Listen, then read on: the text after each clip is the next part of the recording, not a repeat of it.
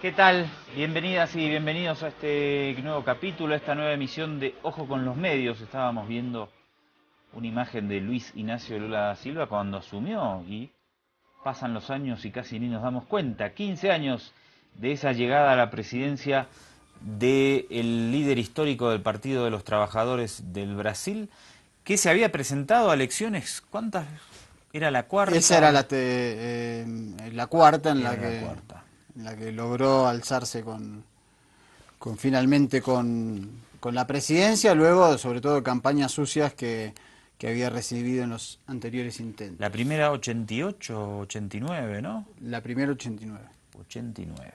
Bien, hoy fue noticia en toda la región la condena, desde ayer a la noche también, la condena a Luis Ignacio Lula da Silva por temas de corrupción. Veamos un pequeño reporte del corresponsal de CNN en Brasil, Francho Barón, para entrar un poquito en tema. La condena a 9 años y medio de cárcel por corrupción y blanqueo de capitales contra el expresidente Lula da Silva impacta aún más el panorama político y social del país. El año pasado, la entonces presidenta Dilma Rousseff fue destituida por malas prácticas en los manejos presupuestarios. En su defensa, ella ha dicho que se le acusó con argumentos falsos para alejarla del cargo. El presidente en ejercicio, Michel Temer, también ha sido denunciado por corrupción y está pendiente de que el Congreso apruebe o rechace el inicio de un juicio en el Tribunal Supremo, que lo apartaría de sus funciones durante 180 días. Temer niega las acusaciones y acusa a sus enemigos políticos de usar esta estrategia judicial para paralizar al país. Mientras tanto, los brasileños reciben a diario noticias que dejan muy mal parados a sus principales líderes políticos. No aguantamos más el viejo modelo de los políticos perpetuándose en el poder, con una corrupción que está totalmente enraizada en la sociedad y en el sistema político. Ahora es el momento de recomenzar, de buscar formas nuevas y políticos nuevos. En el escenario en el que nos encontramos, a pesar de ser de gran desesperanza, creo que aún hay políticos que pueden posicionarse de forma verdadera y honesta, que trabajen para el pueblo. En este contexto, Brasil atraviesa una de las peores crisis de su historia de credibilidad y liderazgo de su clase política, algo que arroja nuevas y quizás inquietantes preguntas con relación a las elecciones presidenciales del próximo año. Los próximos comicios están previstos para octubre del 2018 y tras los hallazgos de crímenes de corrupción en torno a la operación Lava Jato en Brasil, poco o nada se sabe de los posibles candidatos. Hasta ahora solo había uno, más o menos claro, el expresidente Lula da Silva, en representación del Partido de los Trabajadores. Estamos realmente num período, vamos dizer assim, de muita incerteza. Realmente vivimos un periodo de inseguridad e inestabilidad y probablemente tendremos que seguir de cerca este proceso en los próximos meses. Ahora tenemos una novedad. La condena del expresidente Lula genera dudas sobre si se podrá postular a la presidencia en el 2018. Remete agora a uma dúvida se o próprio presidente poderá concorrer em 18. La ley electoral brasileña prohíbe que políticos condenados en segunda instancia puedan presentarse a elecciones y esto justamente es lo que le podría pasar a Lula si no prospera su apelación a la sentencia de este miércoles. Aún así, el exmandatario ha decidido mantenerle el pulso a la justicia. Si alguien piensa que con esta sentencia me han eliminado del juego, tiene que saber que sigo en el juego.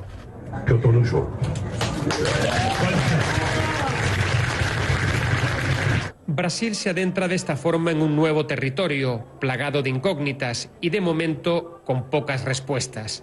Para CNN, Francho Barón, Río de Janeiro. Para profundizar sobre este tema nos vamos ahora en vivo y en directo hasta la ciudad de Sao Paulo, donde está Vinicius Sartorato. Él es sociólogo y tiene un máster en políticas laborales en la Universidad de Kassel, en Alemania. Muy pertinente porque de fondo también aparece una reforma laboral que sería interesante que podamos charlar con Vinicius. ¿Cómo estás, Vinicius? Bienvenido a Ojo con los Medios y al Avia Yala. Gracias, buenas noches, Andrés, Mariano, Antonio, por la oportunidad de buscar reflexionar sobre los problemas que tenemos acá, ¿no? Vinicius, nosotros siempre hablamos mucho en Ojo con los Medios de las crisis de representatividad que están atravesando las clases políticas en distintos países. Y uno de los puntos que nombraba el corresponsal de CNN es justamente esta crisis de credibilidad y liderazgo, que entendemos también está fuertemente impulsada por medios de comunicación. Me gustaría que charlemos un poco de esto contigo. Te hago ese planteo y no sé si vos tendrás algún otro punto para empezar este intercambio que te parezca también muy importante.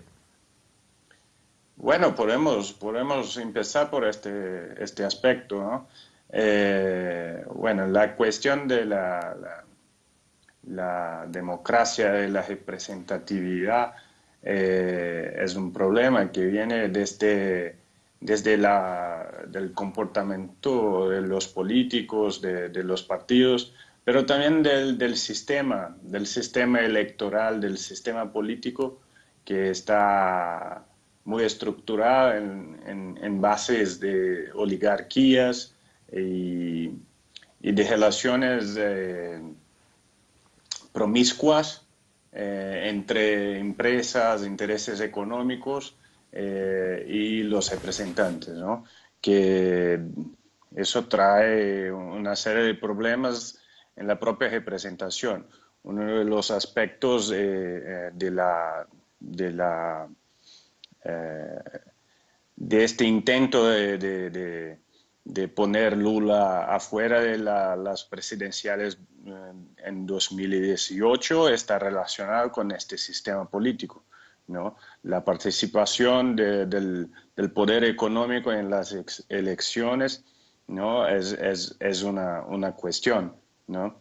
Seguramente que trae problemas para la representatividad y la democracia como un todo, ¿no? Vinicius, un gusto saludarte. Podríamos decir que esta decisión del juez Sergio Moro culmina la fase inicial de este intento de proscribir a Lula da Silva, que fue el impeachment contra la presidenta constitucional Dilma Rousseff. Aún esto es un apunte de primera instancia, con lo cual Lula da Silva, quien encabeza las encuestas en Brasil, aún es candidato firme para las elecciones de octubre de 2018. ¿Qué tiempo llevaría entre apelaciones y análisis llegar a la segunda instancia, que es la que sí proscribiría al presidente Lula de ser candidato? Bueno, habló hace poco en la televisión el presidente del Tribunal de Segunda Instancia, que está responsable por este caso, y dijo que piensa que en menos de un año debe haber una respuesta. Pero la señalización es que van a intentar sacar Lula de las elecciones. Esto me parece que está claro.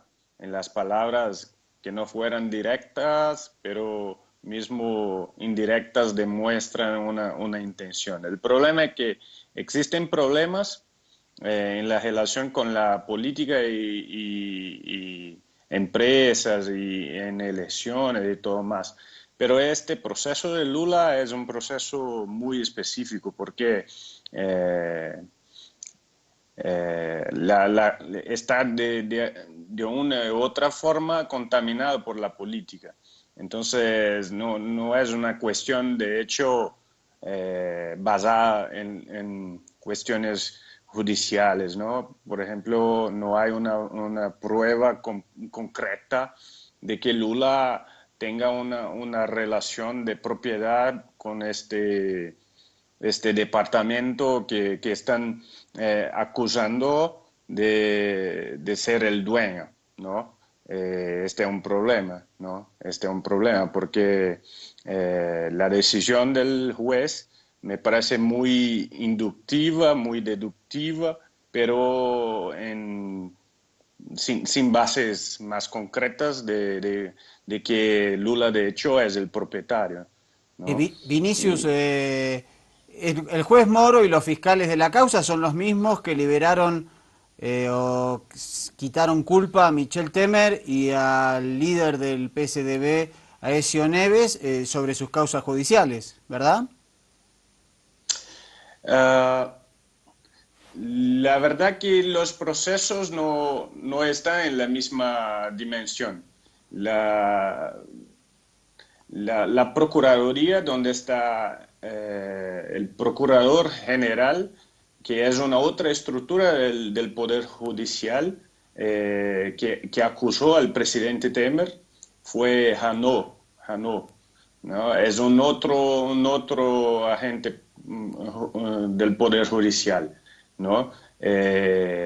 Y en el caso de Temer, fueron grabaciones y ahí también involucró a Aécio con el dueño de un frigorífico, de cosas de carnes, de una multinacional brasilera que es la JBS, ¿no? Pero son procesos diferenciados en instancias diferenciadas, ¿no? Pero todos tienen una relación con esta operación Lava Jato, como dice acá, ¿no? O Car Wash en inglés, ¿no? Y Autos sería. sí, lava auto, así. Y sí, y ahí es un problema, porque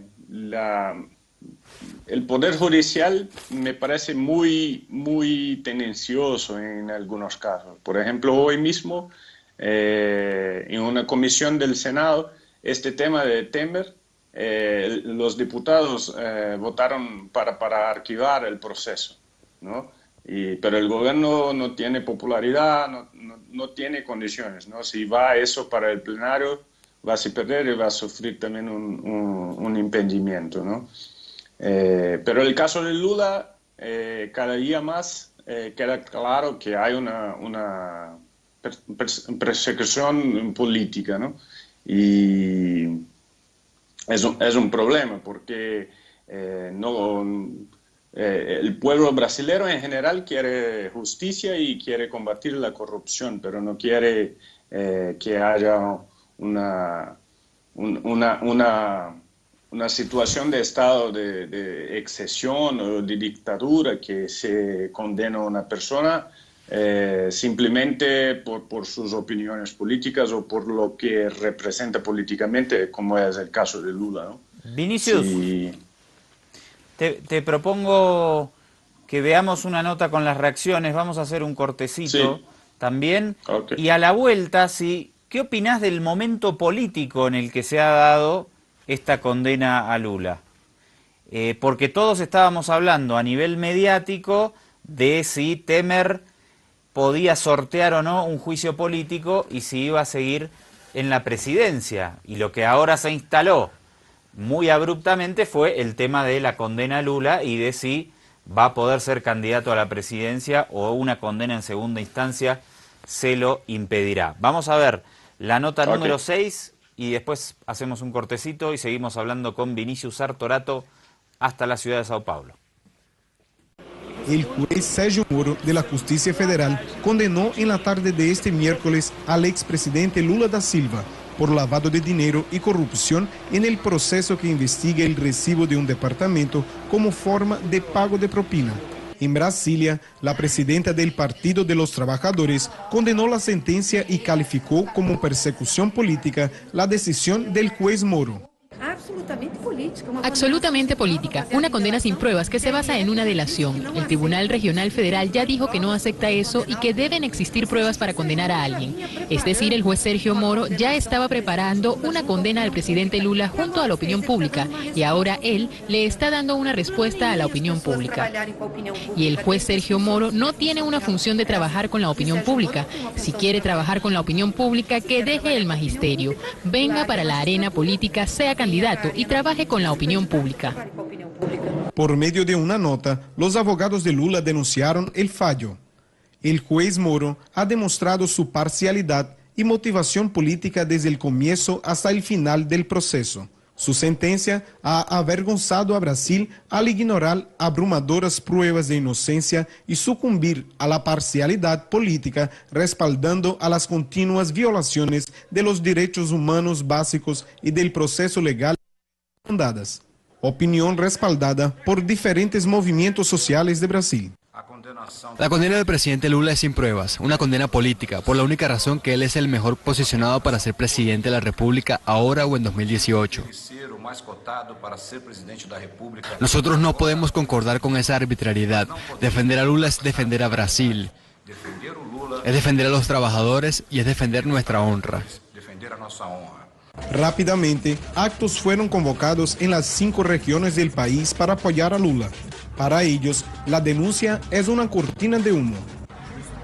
Justo hoy, cuando Michel Temer está casi siendo destituido, perdiendo el poder que tenía con sus propios compañeros, y el juez Moro no pudo probar absolutamente nada contra el presidente Lula, pero él necesita dar esa respuesta para esa farsa que él articuló en Brasil.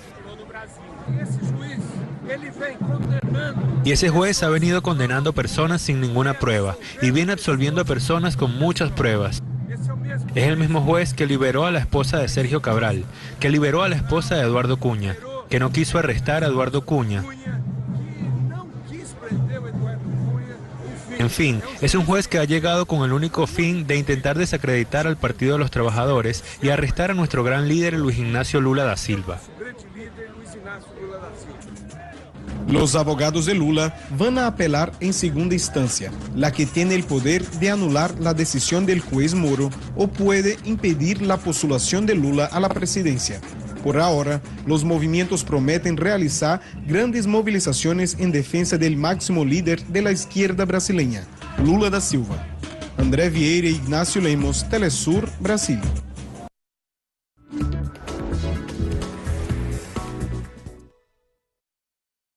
Quería agradecer a tantos compañeros juristas que participaron en muchas reuniones y que escribieron tantos artículos. Guaramella tiene un movimiento con 60 juristas para escribir un libro sobre esta sentencia. Cada jurista va a escribir 5 páginas sobre la sentencia de Moro, porque estos abogados y la historia de estos abogados es una pieza muy importante y que va a ser estudiado profundamente de cómo no se debe hacer una condena en este estado de excepción que tiene el Estado de Derecho democrático. Ese Estado de Derecho está siendo lanzado hacia la basura, porque desde que comenzó este proceso y desde que Moro dio varias entrevistas sentenciando que era necesario que la prensa cubriese toda esta acción, porque si no, no llevaríamos presas a las personas y que teníamos que llevar a las personas presas para que comenzasen a delatar. Nosotros podemos ver ahí en Globo. Vemos que vale la pena delatar, que si tú delatas vas a recibir un premio. Ellos ya tenían una concepción de cuál iba a ser la condena. Entonces la Policía Federal comienza este proceso y comienza con esa gran mentira del periódico Globo. Entonces hablan con la Policía Federal, meten a la policía dentro de los medios de comunicación, la policía acepta este proceso. Ya yo estoy cansado de hablar de esto, ustedes lo saben. Ellos decían que el PT era una organización criminal, que el PT había hecho todo para ganar el gobierno, para comenzar a robar, y que Lula era el jefe de esa organización criminal. A partir de ese momento ellos ya no dijeron más nada. Ellos simplemente repetían esa misma mentira y utilizaron de una forma moderna una palabra, y que era la palabra contexto. Ellos utilizaban esa palabra contexto y Moro lo utilizó varias veces. Por supuesto, Moro no tiene que estar en esa situación. Yo pienso que Moro tiene que rendirle cuentas a la historia. No tiene que rendirme cuentas a mí, sino rendirle cuentas a la historia. Será la historia la que diga quién está bien y quién está mal. Trabajamos porque la única prueba que existe en ese proceso de no sé cuántas páginas es la prueba de que yo soy inocente. Es la única prueba que existe, es la prueba de mi inocencia. Bien, volvemos a conectar de La Paz hasta Sao Paulo. Seguimos con el sociólogo Vinicius Sartorato. Vinicius, ¿vos qué nos comentarías de Sergio Moro? La verdad que Sergio Moro es un juez de primera instancia, como todos saben, que, bueno, tiene una relación un poco complicada, digamos, para un juez con la política. Su papá, por ejemplo, es afiliado del partido de Cardoso, de expresidente Cardoso. Es uno de los fundadores de un directorio en una ciudad de su estado. Y es un juez que, bueno, busca popularidad, siempre está en la televisión. Y bueno, y no busca la discreción, que es lo que esperamos de jueces, ¿no? Pues, bueno, me parece un poco contaminado por la cuestión política. No solo él, pero algunos sectores del Poder Judicial y de los medios, seguramente de los medios es complicado. Y de sus relaciones, las relaciones de Moro con Estados Unidos, ¿son ciertas? ¿Son indicios débiles? ¿Cuál sería ahí tu apunte? Bueno, Moro últimamente está siempre en Estados Unidos. Hay una frecuencia ahí de visitas en Estados Unidos, en universidades, en medios políticos. Es algo raro para un juez, ¿no? Bueno, de la justicia, una justicia ideal, hay impersonalidad, hay imparcialidad. Me parece un poco raro el comportamiento de él.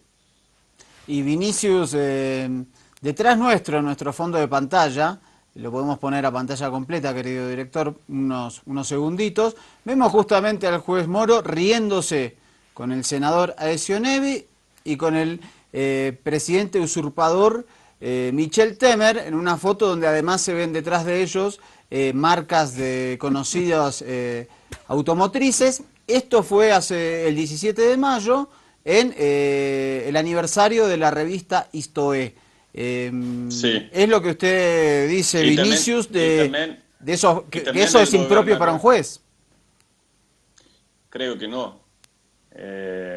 Hace poco yo vi un documental sobre el comportamiento de los jueces en Inglaterra. Era completamente diferente. No buscan los holofotes, las luces, ¿no? Bueno, no es una postura que me parezca una postura técnica, aún más cuando esas personas están también denunciadas y todo. Es claro que un juez puede tener sus posiciones políticas, pero de esta manera me parece un poco exagerado, un poco absurdo, ¿no? Vinicius, vamos a escuchar una parte más de la intervención de hoy de Lula da Silva, en la que se refiere a medios de comunicación, y después, si te parece, charlamos un ratito contigo sobre este tema que es tan controversial en toda nuestra región y en Brasil también, por la influencia impresionante y monopólica de la Red O Globo. Sí. Y también quiero desafiar, porque me están desafiando, ¿no? Entonces, mis enemigos están en los medios de comunicación. Ellos están haciendo algo cosas horribles. Y los desafío a presentar una prueba, un solo papel firmado. Porque lo que ellos presentan como una prueba es un papel que está en blanco. Pueden ver la tendencia de los debates en Folia. Porque ellos quieren me condenar. Ellos quieren condenarme, perdón. Esto es del 18 de octubre del año 2016. Y en ese artículo, ellos dicen lo siguiente: mis acusadores saben que yo no robé nada, no me corrompieron, ni traté de destruir la justicia. Pero ellos no pueden admitir eso, ellos no pueden echarse para atrás. ni pueden impedir todo esto que promovieron en los medios de comunicación. Se volvieron prisioneros de esa mentira que crearon. La mayoría de las veces, desde los reportajes, me condenaron. Ellos están condenados a condenarme. Ellos tienen que evaluar que si yo no voy preso, ellos serán los que quedarán mal ante la opinión pública. Ellos no quieren condenar a Lula, ellos quieren condenar a un proyecto político que representa, junto con millones de brasileños, un avance. Ellos quieren tratar de destruir una corriente de pensamiento y en ese momento están destruyendo los fundamentos de la democracia de nuestro país.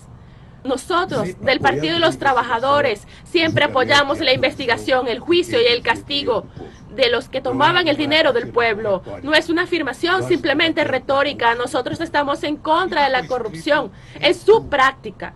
Yo quería hablar de una empresa y quería hacer un llamado a esta empresa de los medios de comunicación. Si alguien tiene una prueba, por favor, dígalo. Por favor, venga, mándesela a la justicia, mándesela a los jueces, mándesela a estos medios de comunicación, porque yo estaría muchísimo más feliz si yo fuese condenado con alguna prueba verdadera. Y que digan, mira, es así, es verdad. Ah, es verdad, usted cometió un crimen, usted hizo algo ilícito. Pero esta situación así me indigna. Ustedes tienen que darse cuenta de que están siendo víctimas de un grupo de personas que dijeron una mentira y que van a pasar toda su vida mintiendo para mantener esa primera mentira, diciendo que Lula era un criminal. Bueno, los medios de comunicación siempre en el centro del debate cuando hay gobiernos progresistas o líderes progresistas que tienen que llevar adelante cierta imagen ante la opinión pública, en lo que desde mi punto de vista es como una lucha de clases. Los medios de comunicación hegemónicos representan y responden a unos intereses de clase que son contrarios a lo de los líderes progresistas. Y con esto retomo una pregunta que te hacía antes, Vinicius, porque esto aparece en un momento, decíamos, todos los estímulos que nos llegaban de los medios tenían que ver con un posible impeachment, un posible juicio político contra Michel Temer, y de golpe aparece la condena contra Lula. ¿Qué reflexión haces en torno a estos temas?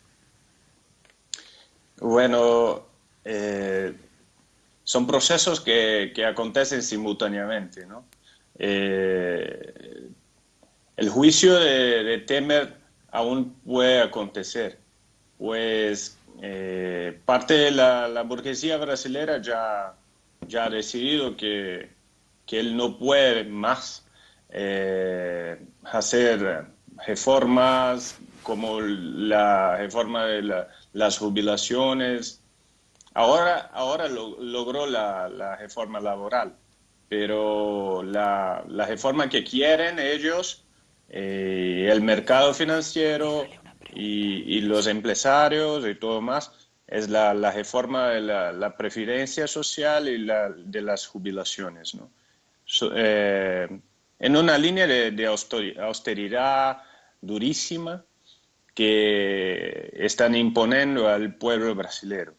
Y bueno, los medios son los portavoces de esta burguesía, de esta política de austeridad liberal conservadora, ¿no? Conservadora en los términos que imponen a la clase obrera, a la clase trabajadora, y liberal en la línea política mismo que obedece la orientación del mercado financiero internacional. Por ejemplo, hoy mismo el Fondo Monetario Internacional estaba elogiando la política del gobierno y pasando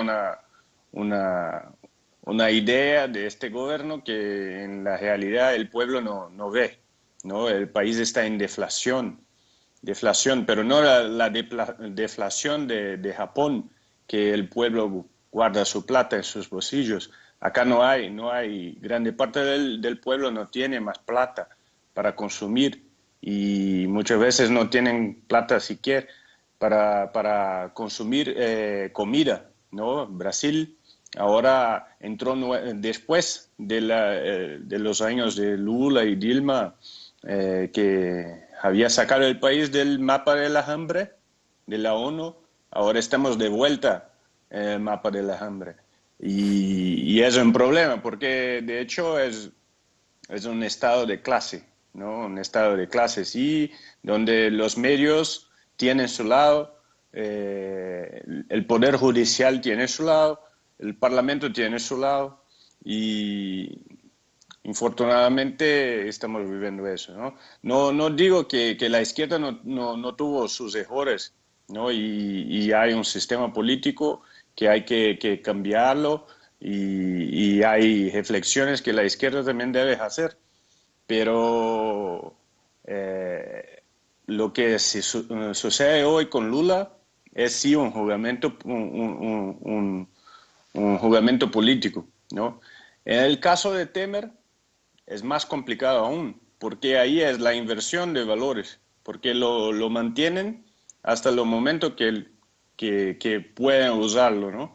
Pero con Temer hay sí pruebas concretas. Hay grabaciones con Aécio Neves, también hay grabaciones donde la Policía Federal constató que son reales, ¿no? Y ahí es el problema, porque el comportamiento del Poder Judicial con la izquierda es uno, con la derecha es otro, no es lo mismo, ¿no? Y bueno, este es el problema de fondo, ¿no? Porque todos queremos justicia.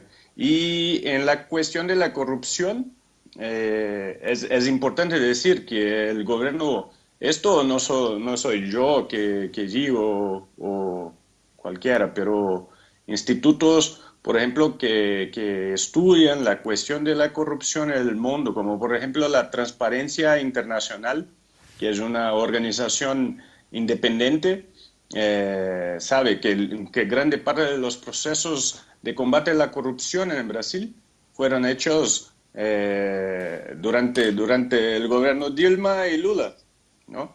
Entonces hay un proyecto político de austeridad durísima en el país que golpea a la clase trabajadora.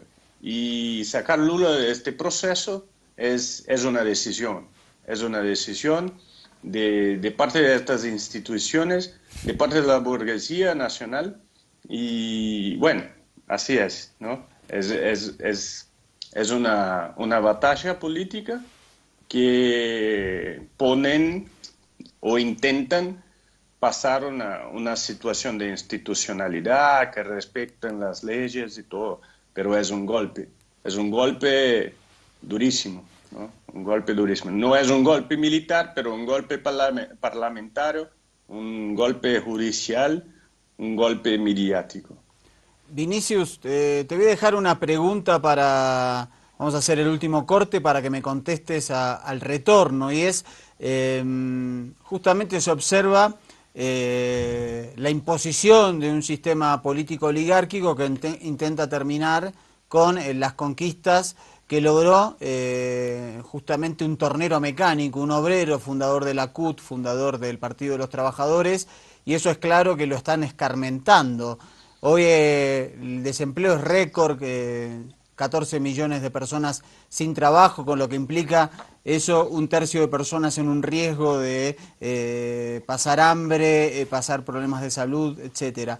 Las centrales obreras en Brasil son muy fuertes, vos tenés una vinculación histórica con la CUT, la central mayoritaria. ¿Cuál va a ser la respuesta de los movimientos sociales, del movimiento sindical, del movimiento sin tierra, sin techo y otros grupos sociales ante este avance voraz de la derecha en los medios de comunicación, en el Poder Judicial y también en los sectores concentrados de la economía? Hacemos este corte y te dejo esta pregunta para el retorno.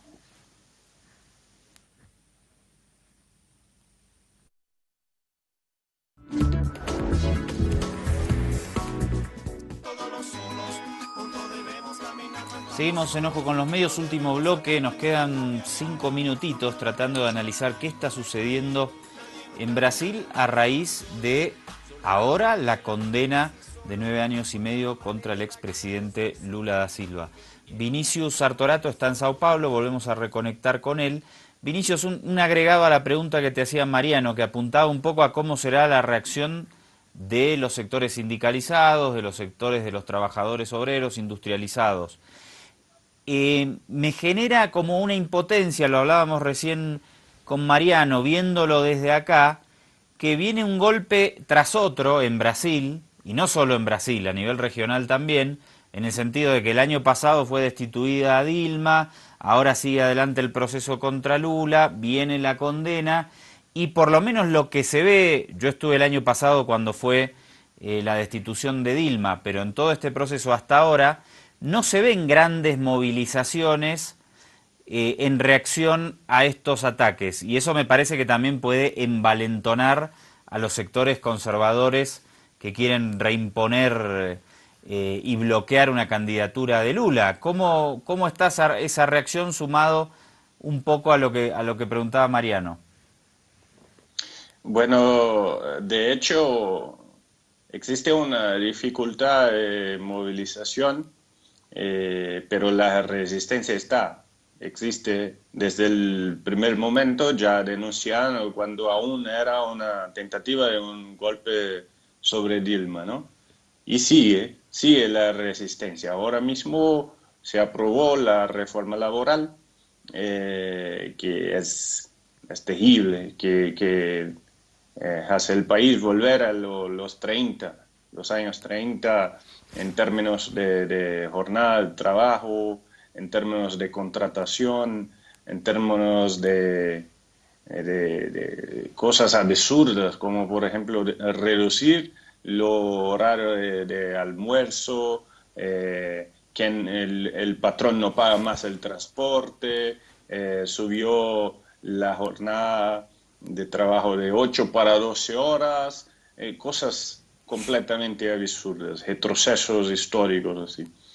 Y bueno, los sindicatos, los movimientos sociales están resistiendo y trabajando durísimo, ¿no? Y el pueblo está revoltado con todo, pero es toda una estructura y una máquina hegemónica en este estado de clase que es difícil combatir porque, bueno, tenemos en el aspecto federal el parlamento más conservador desde la dictadura militar. Así que los diputados a los diputados no interesa la cuestión de popularidad o democracia. Quieren hacer lo que hacen y lo hacen. Vinicius, simplemente. ¿sí? Nos quedan 2 minutitos. ¿Y los sectores de la oligarquía todavía necesitan una figura más dura que Michel Temer? O sea, ¿qué dicen estos sectores de Temer? ¿Lo quieren sacar? ¿Quieren que se mantenga? Están divididos. Y cuando mira la narrativa de algunos medios de comunicación, algunos están aún apoyándolo y tienen una propuesta de que se espere hasta la próxima elección. Pero otros, como la Globo, ya quiere sacarlo, ¿no? Quiere sacarlo porque quieren hacer las reformas de austeridad lo más rápido posible, ¿no? Como para limpiar el camino para el próximo presidente. Y el candidato que viene fuerte es el gobernador de San Pablo, ¿no? Geraldo Alckmin. ¿Por qué? Perdón. ¿Por qué? ¿Por qué O Globo lo quiere sacar a Temer? Bueno, primero porque las condiciones éticas de Temer son absurdas, ¿no? La grabación y todo, la Policía Federal hablando, no, esta grabación es verdadera, todo, así que no hay más condición. Eso la propia burguesía sabe que es absurda la situación. Temer tiene muchos problemas relacionados con corrupción y todos lo saben, ¿no? Y bueno, además de una forma u otra no trae la confianza. Hay como una división entre la burguesía, ¿no? hay una división ahí. Y la propuesta es que venga alguien que tenga más apoyo popular o menor repulsa popular, ¿no? Un poco más de aceptación para hacer luego las reformas, ¿no? Que lo que importa para la burguesía son las reformas, no importa quiénes lo hacen, pero que las reformas salgan rápidamente, ¿no? Vinicius, nos quedamos sin tiempo. Muchísimas gracias por ayudarnos a entender el contexto de ese gran país que es la República Federativa de Brasil. Un abrazo grande. Abrazo. Chao, chao. Bueno, Vinicius Arzorato, sociólogo, máster en políticas laborales en la Universidad de Kassel de Alemania. Estuvo bueno, ¿no? Interesante, porque lo que marca es la complejidad que tiene la crisis política de Brasil, que no es solo una crisis de representatividad, sino una crisis en las estructuras de los tres poderes del Estado en Brasil. Y lo que marca es la necesidad de una reforma política urgente. Es un Brasil partido en dos, donde la lucha de clases, aunque a muchos no les gusta esa palabra, está más presente que nunca. Y esta famosa división del Poder Judicial, es un Poder Judicial que está fuertemente influenciado por cuestiones políticas, evidentemente. Como lo muestra nuestra foto de fondo. Terrible esa foto, Tremendo, impresionante. Tremendo. Y bueno, y no perdonan, me parece, que un trabajador, un tornero mecánico, haya sido el que cambió a Brasil e incorporó a 40 millones de personas a la clase media.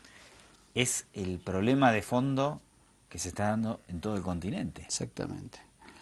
Lo podemos ir con la número 9, que para recordar justamente la asunción de ese tornero mecánico a la presidencia del Brasil, y que, bueno, el escarmiento y el odio, no hay peor odio que los cipayos, de adentro y de afuera. Hasta mañana.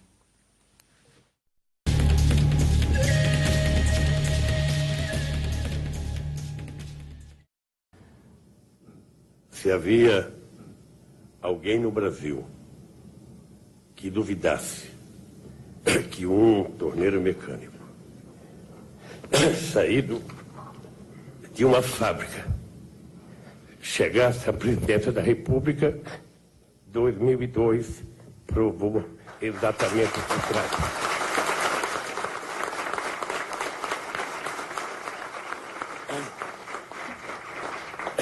E eu, que durante tantas vezes fui acusado de não ter um diploma superior, ganho como meu primeiro diploma o diploma de presidente da República do meu país.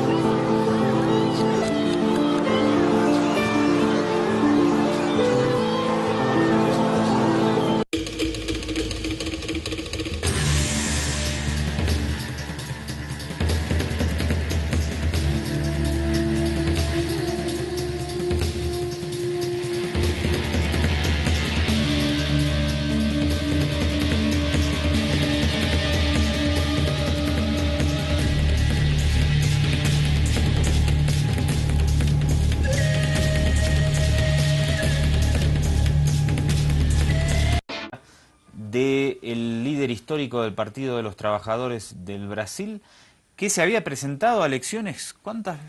¿Era la cuarta? Esa era la cuarta en la que logró alzarse finalmente con la presidencia, luego sobre todo campañas sucias que había recibido en los anteriores intentos. La primera 88, 89, ¿no? La primera 89.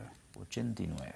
Bien, hoy fue noticia en toda la región la condena, desde ayer a la noche también, la condena a Luis Ignacio Lula da Silva por temas de corrupción. Veamos un pequeño reporte del corresponsal de CNN en Brasil, Francho Barón, para entrar un poquito en tema.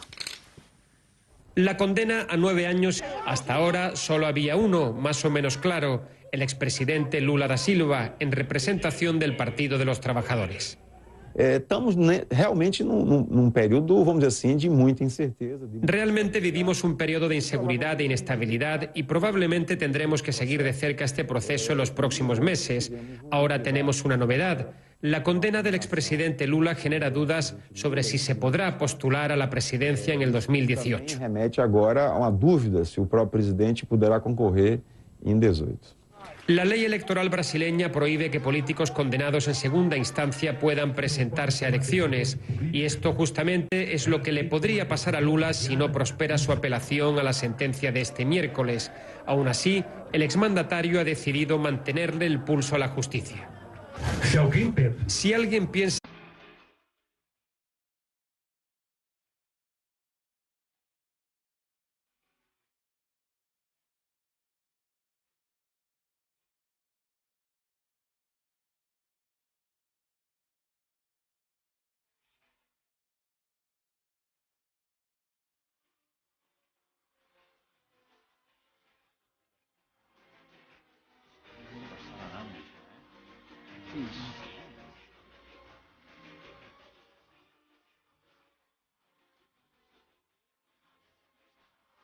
¿Qué tal? Bienvenidas y bienvenidos a este nuevo capítulo, a esta nueva emisión de Ojo con los Medios. Estábamos viendo una imagen de Luis Ignacio Lula da Silva cuando asumió y pasan los años y casi ni nos damos cuenta. 15 años de esa llegada a la presidencia. Sin medio de cárcel por corrupción y blanqueo de capitales contra el expresidente Lula da Silva impacta aún más el panorama político y social del país. El año pasado, la entonces presidenta Dilma Rousseff fue destituida por malas prácticas en los manejos presupuestarios. En su defensa, ella ha dicho que se le acusó con argumentos falsos para alejarla del cargo. El presidente en ejercicio, Michel Temer, también ha sido denunciado por corrupción y está pendiente de que el Congreso apruebe o rechace el inicio de un juicio en el Tribunal Supremo, que lo apartaría de sus funciones durante 180 días. Temer niega las acusaciones y acusa a sus enemigos políticos de usar esta estrategia judicial para paralizar al país. Mientras tanto, los brasileños reciben a diario noticias que dejan muy mal parados a sus principales líderes políticos. No aguantamos más el viejo modelo de los políticos perpetuándose en el poder, con una corrupción que está totalmente enraizada en la sociedad y en el sistema político. Ahora es el momento de recomenzar, de buscar formas nuevas y políticos nuevos. En el escenario en el que nos encontramos, a pesar de ser de gran desesperanza, creo que aún hay políticos que pueden posicionarse de forma verdadera y honesta, que trabajen para el pueblo. En este contexto, Brasil atraviesa una de las peores crisis de su historia de credibilidad y liderazgo de su clase política, algo que arroja nuevas y quizás inquietantes preguntas con relación a las elecciones presidenciales del próximo año. Los próximos comicios están previstos para octubre del 2018 y tras los hallazgos de crímenes de corrupción en torno a la operación Lava Jato en Brasil, poco o nada se sabe de los posibles candidatos.